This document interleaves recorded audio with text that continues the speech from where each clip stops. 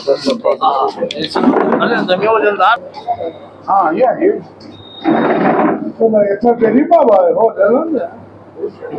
जय हिंद दोस्तों, मैं सद्दाम हुसैन माखर भी अभिवादन स्वीकार कीजिए। जैसा कि आप देख रहे हैं कि मैं अभी नवादा में हूं और नवादा में जिला कांग्रेस कमेटी का आज बैठक हुआ है। तो आइए हम जानने की कोशिश करेंगे कि इस बैठक में क्या कुछ हुआ है। आइए हम सतीश जी से जानने की कोशिश करेंगे कि ये बैठक क्यों बुलाई गई और इस बैठक में क्या कुछ हुआ। तो सर, ये जो बैठक आज बुलाई गई है किस सिलसिले से बुलाई गई है? संगठन पर चर्चा के लिए बैठक बुलाई गई है। सभी प्रखंड अध्यक्षों का आज यहाँ बैठक था, सभी जिला पदाधिकारियों का बैठक था, सभी डेलीगेट्स का बैठक था और पर्यवेक्षक हमारे आए हुए हैं। उनके नेतृत्व, उनका आदेश था कि यहाँ बैठक आप संगठन की रखिए और संगठन की चर्चा कीजिए। और इसी में हम लोगों ने माई बहन योजना जो हमारे कांग्रेस पार्टी की तरफ से आया है, आप लोगों ने देखा होगा, फोटो में दिया हूँ आप लोगों को जी।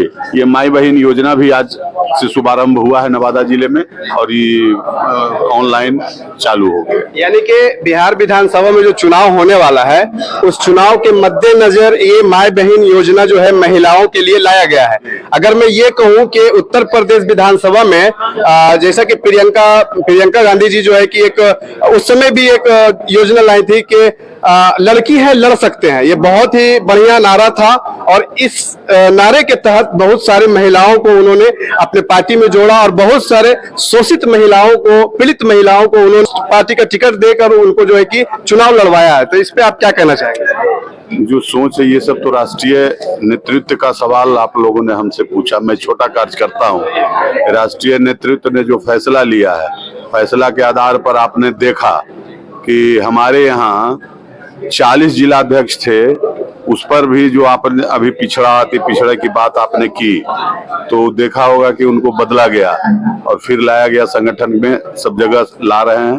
तो इस तरह का हम लोग इस कार्यक्रम में लगे हुए हैं। माई बहन योजना में अब शुरुआत हुआ है, झंडा हर घर झंडा अभियान यहाँ चल रहा है और सभी प्रखंडों में ये कांग्रेस पार्टी में युवाओं के लिए जो है कि क्या कुछ रहेगा सर इस बार?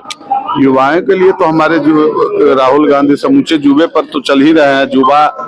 जुबा का जो मैनिफेस्टो है, जुबा का जो कार्यक्रम चल रहा है, आप लोगों ने देखा होगा। हमारा पैदल यात्रा अभी कन्हैया जी के नेतृत्व में NSUI और युवा कांग्रेस ने दोनों मिलकर वहां से भितरहवा आश्रम से चालू करके उसको बेगूसराय पटना तक वो आके खत्म हुआ। तो अभी आप देख रहे होंगे यात्रा युवाओं का चल रहा है। तो जैसा आप देख रहे हैं कि ये जो तमाम लोग बैठे हुए हैं, कोई अध्यक्ष है, कोई प्रखंड अध्यक्ष है, कोई नगर अध्यक्ष है, ये तमाम वो लोग बैठे हुए हैं और इस बैठक में जो है पार्टी को मजबूत करने के लिए और आने वाला जो विधानसभा सामने है उस पे किस तरह से काम किया जाए, लोगों को किस तरह से जोड़ा जाए कि लोग कांग्रेस पार्टी के साथ आकर जुड़े, इस तरीके का तमाम जो है कि बातें हुई, तमाम गुफ्तगू हुई और तमाम निर्णय ली गई। आइए हमारे साथ जो है कांग्रेस की विधायक, हिसुआ विधानसभा की विधायक नीतू सिंह जी है, उनसे हम बात करेंगे। मैडम, क्या कुछ कहना चाहेंगे आप इस बैठक के बारे में? बैठक तो प्रदेश से लोग आए हुए हैं, पूरे जिला से आए हुए हैं। हम लोग का यही है कि हमारा संगठन मजबूत कैसे। पिछले यहाँ विधानसभा में 2 सीट पे हम लोग चुनाव लड़े थे, 1 सीट रनर रहे, 1 सीट विनर रहे। तो अब हम लोग अगला सीट विनर कैसे बने, फिर हम दोबारा जीत के कैसे आए, हमारा संगठन मजबूत कैसे हो, इसके लिए हम लोग ये मीटिंग बुलाए हैं और मीटिंग में सारा बात हो रहा है। और सबसे बड़ी बात, ये माई बहन मान योजना जो है, इसको हम लोग, मैं उसी पे आ रहा हूँ कि माई बहन योजना जो है, आप भी एक महिला है मैडम, तो क्या कुछ कहना चाहेंगी महिलाओं से आप? महिलाओं को आगे आना है, महिलाओं को हक दिलाना है। महिला होने के नाते मैं चाहूंगी कि महिलाओं का हिस्सेदारी राजनीति में ज्यादा मिले, संगठन में ज्यादा मिले। महिला ऐसे तो नवादा जिला में 3 MLA हम लोग महिला हैं और नवादा जिला से हमेशा किसी न किसी महिला का प्रतिनिधि रहा है। पूर्व में भी बहुत सारी महिलाएं यहाँ MP MLA रही हैं, आज भी हैं। तो हम लोग का भी एक सूत्री कार्यक्रम यही है कि सब महिलाओं को पार्टी से जोड़ना है और माई बहन मान योजना को लागू करवाना है। धन्यवाद, आपसे बात करके अच्छा लगा। क्या कुछ कहना चाहेंगे सर छोटे छोटे कार्यकर्ताओं से कांग्रेस पार्टी की मजबूती के लिए? किस तरह से मजबूत की जाए पार्टी को?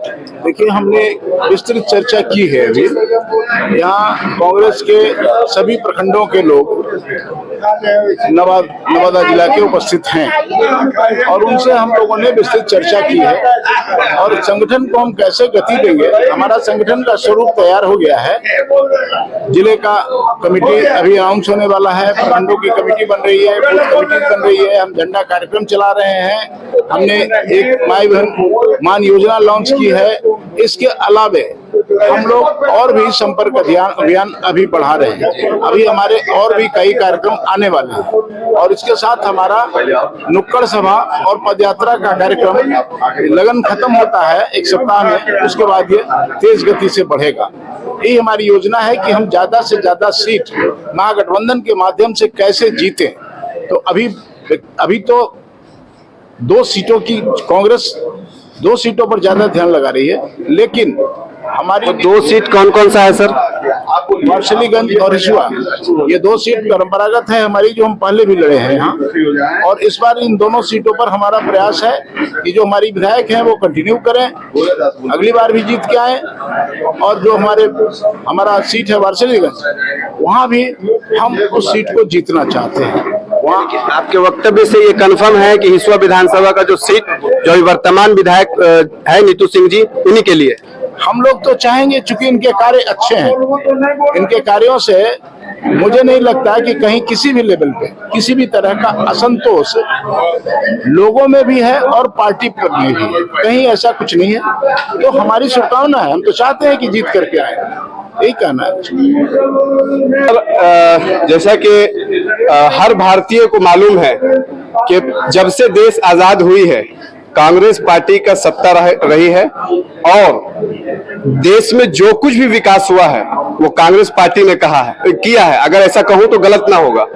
और अगर जो अदर लीडर है, जो अदर पार्टीज के लीडर हैं, अगर मैं ये कहूं एज अ पत्रकार कि उनकी पैदाइश भी कांग्रेस के अस्पताल में हुई है तो ये भी गलत नहीं होगी। इतना कुछ होने के बावजूद ऐसा क्या रीजन बना कि सत्ता से तो हटी ही, कई एक राज्य से भी कांग्रेस जो है कि सत्ता से चली गई है। सर, इस पे क्या कुछ कहना चाहेंगे आप? कि सबसे बड़ी वजह यह है कि बीजेपी जो पार्टी है वो बड़े बड़े नेताओं को जो है डरवा के, डर पैदा करके कि आप मेरी पार्टी में आ जाइए वरना वो जेल की सलाखों के अंदर चले जाएंगे। बहुत सारों के ऊपर जो है चार्ज लगा, दूसरे जैसे हेमंत बिस्वा हैं आसाम के, उन पर कितना चार्ज था और वो डर से जो है वो ज्वाइन कर लिए बीजेपी। तो बीजेपी में जो जाता है वो धुल जाता है, वॉशिंग मशीन है, समझ गए ना। यही काम बीजेपी कर रही है।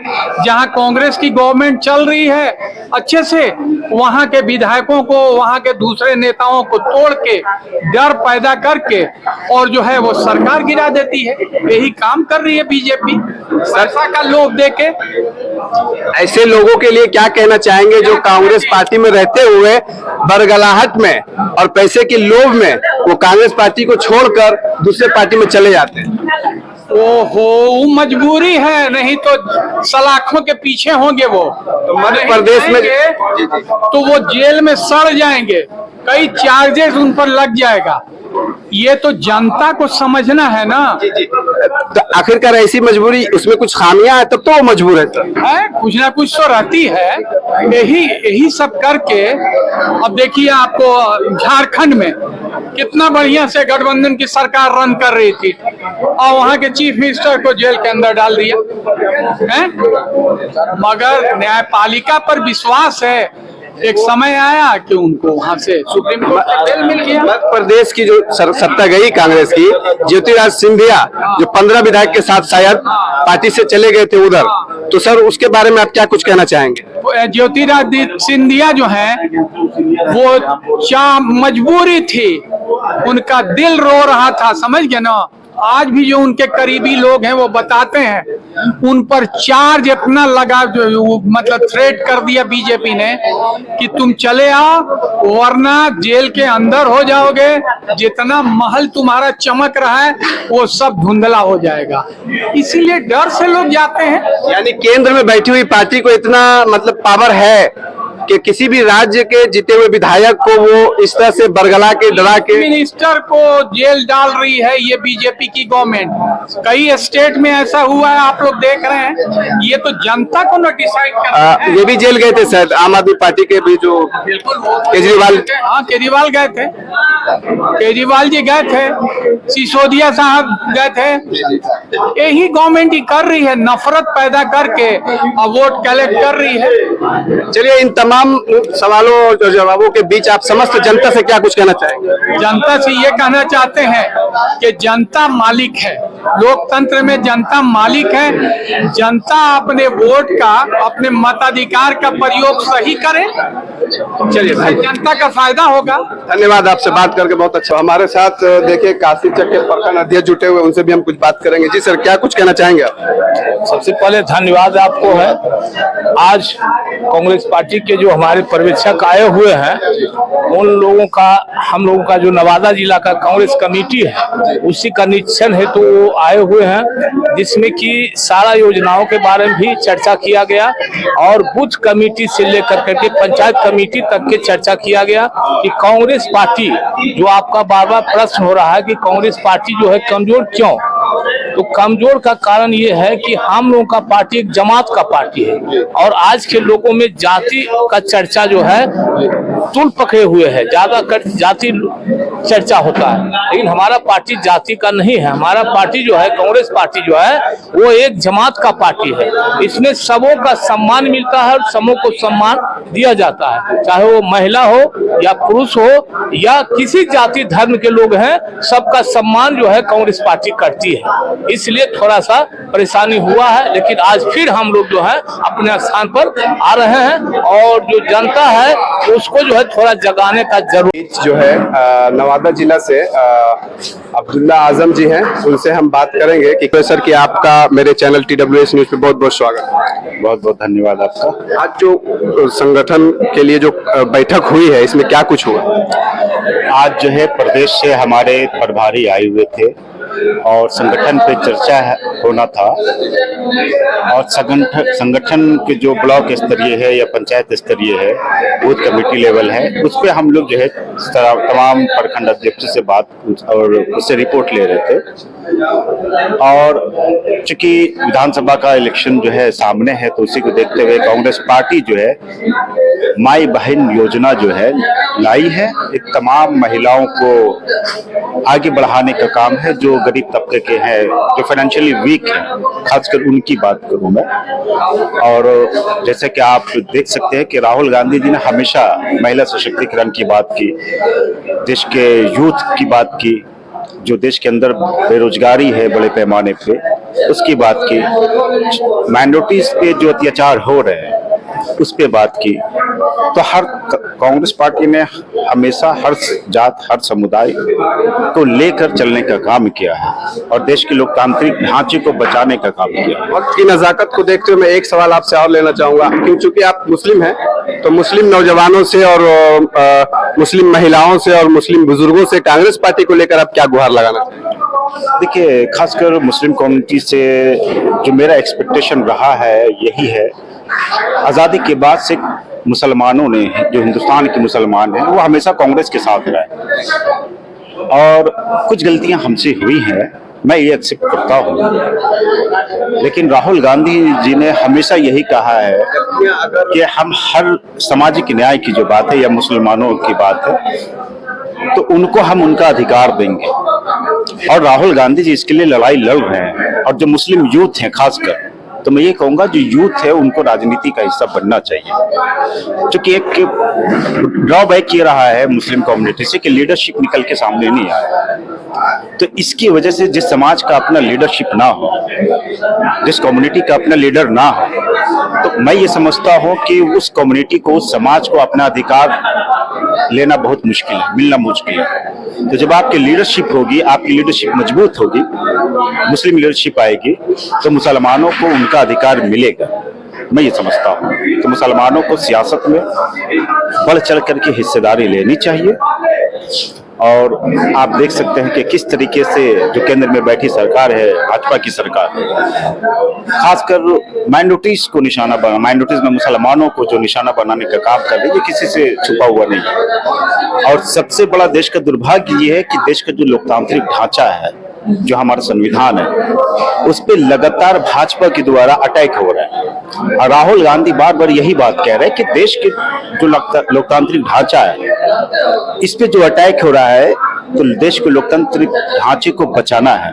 इसके लिए तमाम कांग्रेस का हर एक कार्यकर्ता कार्यरत अपना जो है योगदान दे रहा है और लोकतंत्र को बचाने का काम कर रहा है। चलिए, बहुत धन्यवाद, आपसे बात करके बहुत अच्छा लगा।